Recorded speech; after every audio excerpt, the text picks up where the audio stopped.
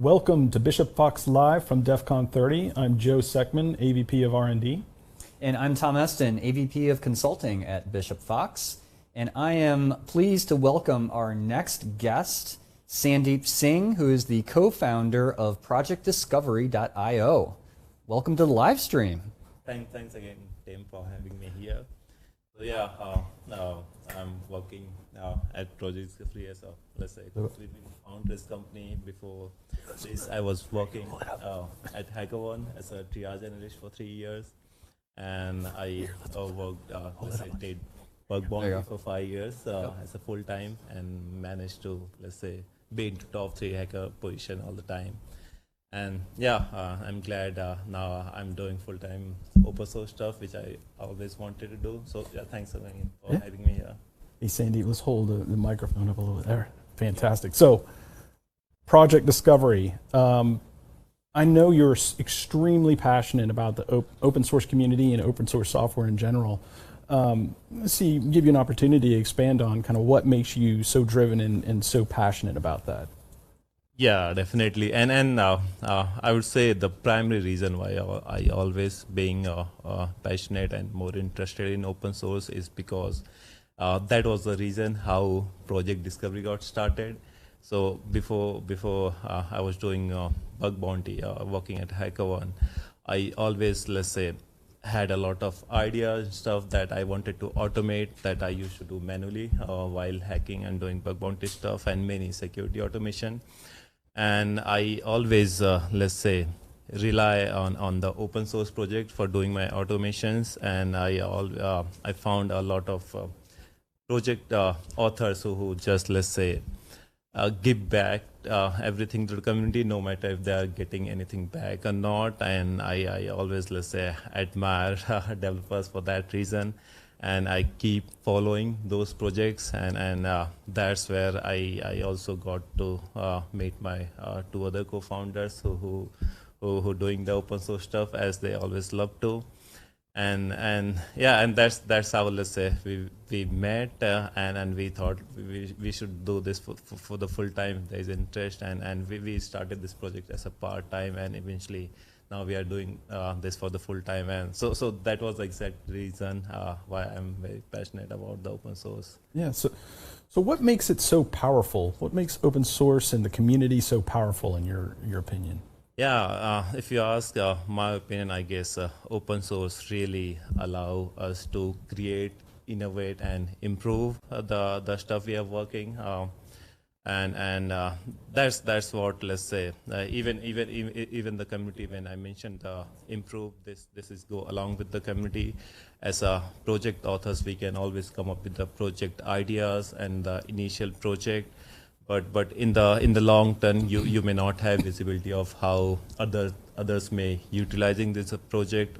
There might be more use cases or things that you can add to the projects, and those things we get to know with the community feedback through GitHub issues or bugs reporting and everything. So that's really a important phase as well, and that's why I always value community, similar to what we are doing in the open source, because once we make something valuable, which we think is a good project, but not necessarily it will work out for everyone, and that's why you seek for the support from the community, as they will give you the real feedback and things like that. So it's really open source really make the things better with the time.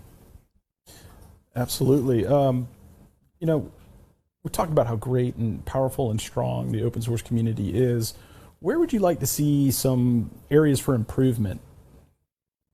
Yeah, like till now my experience, like I'm just speaking for myself, not as a whole, but till now my experience in open source is really been, let's say, awesome. I always got thrilled by the support we got from the community. But generally speaking, if you ask me where things could be improved in terms of, as I mentioned before, the community support plays really important role to growing any of the individual project or organization. And not everyone who is, let's say, working with your project, or let's say consuming in any way, might be aware about the open source concept at all.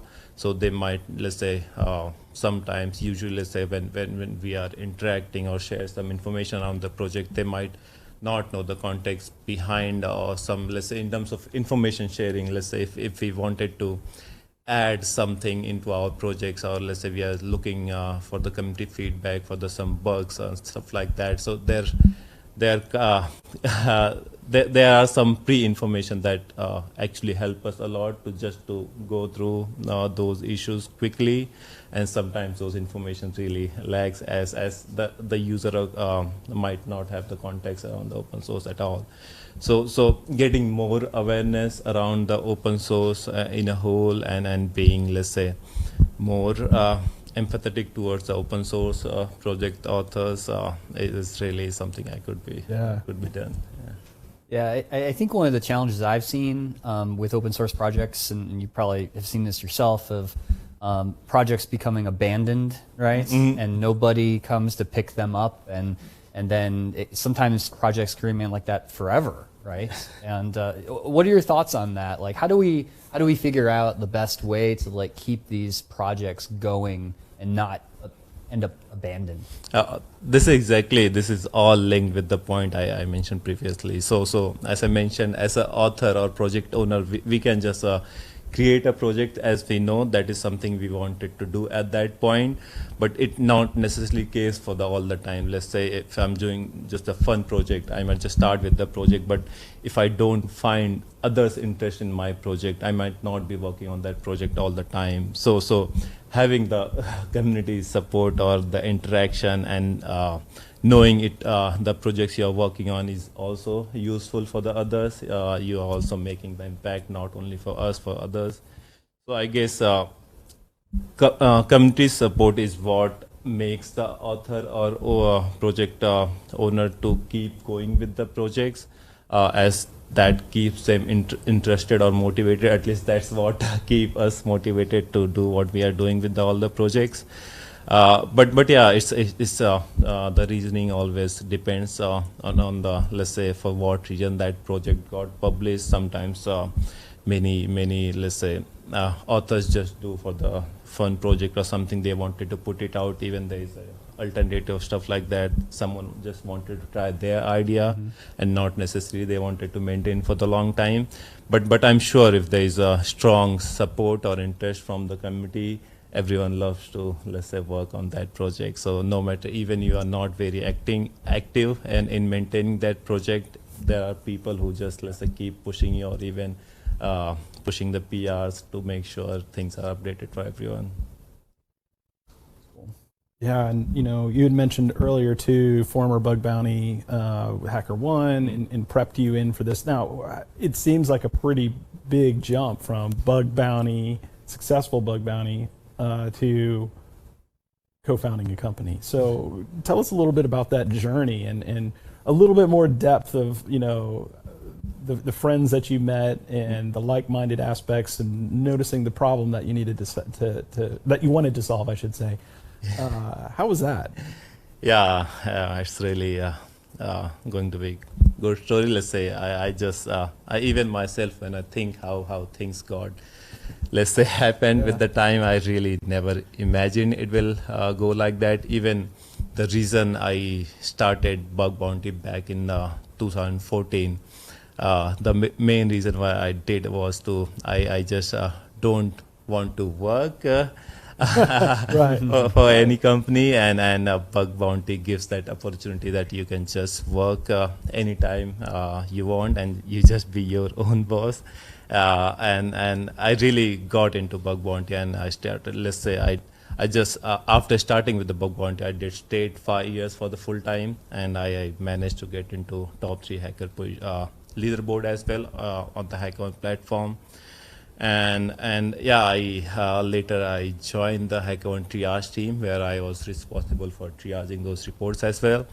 And during all the during period of 8 years, I really, let's say, noticed a lot of things that I really desperately wanted to automate.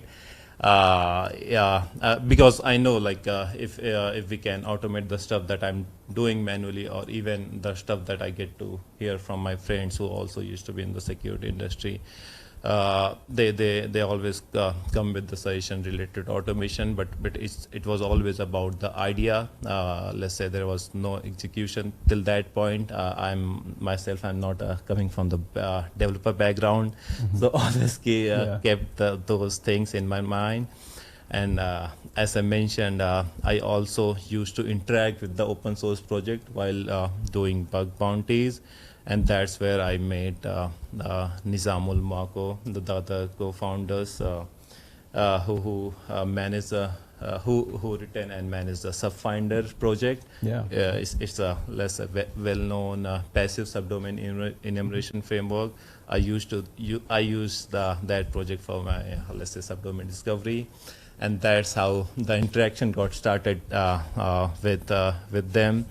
And that was the point, let's say, when we the security industry is not so big in general. Say if we know someone, we get to interact somewhere. So we actually let's say interacted in one common security Slack channel. I guess I don't remember the name yet, but the reason I got to know about the Nizamul, the co-founder.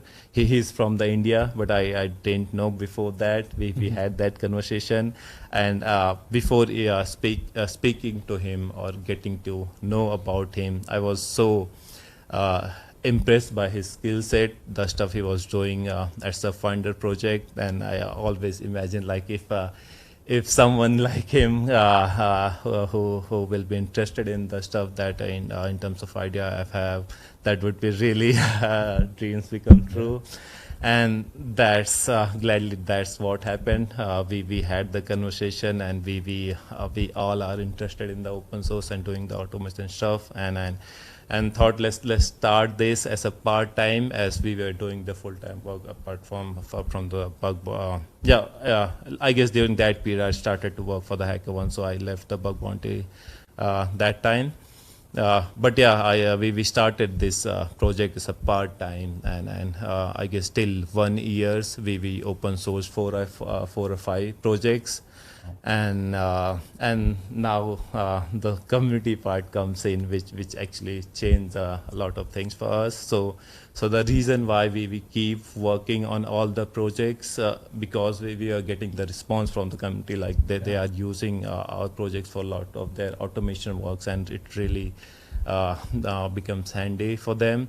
And that was the intention as well. We really wanted to focus on the quality and the user experience, because we know, let's say I have been using the open source project for the long time. So I just wanted to make sure things become very simple in terms of when we actually practically using it, and also make sure all things are easily integratable in the pipeline with all the things. So those were small things that actually we got a lot of good response from the users, and that's how all the projects got adopted. And there was a, let's say, buzz on the social media, like everyone sharing around all the projects we have published, and that what also got some investors interested in us, and they also reached out to us to see if we are interested in, let's say, doing this for the long run as a full time, because we are doing this for the part time.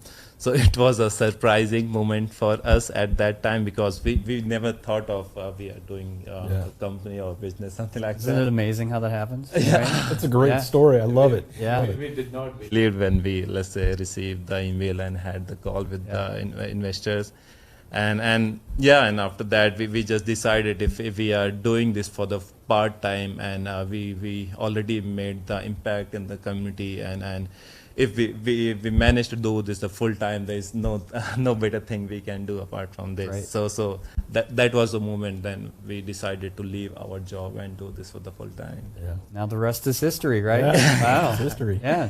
So where can people find out more information about you and Project Discovery? I can repeat. I missed the question. Yeah, where can we find out more about you, and where can people follow you and find out more about Project Discovery? There's a GitHub organization where we publish all the projects. I guess at this point we have 70 projects open source, including libraries as well. And we have more projects lined up. So make sure if you look, make sure to follow the GitHub organization as a whole.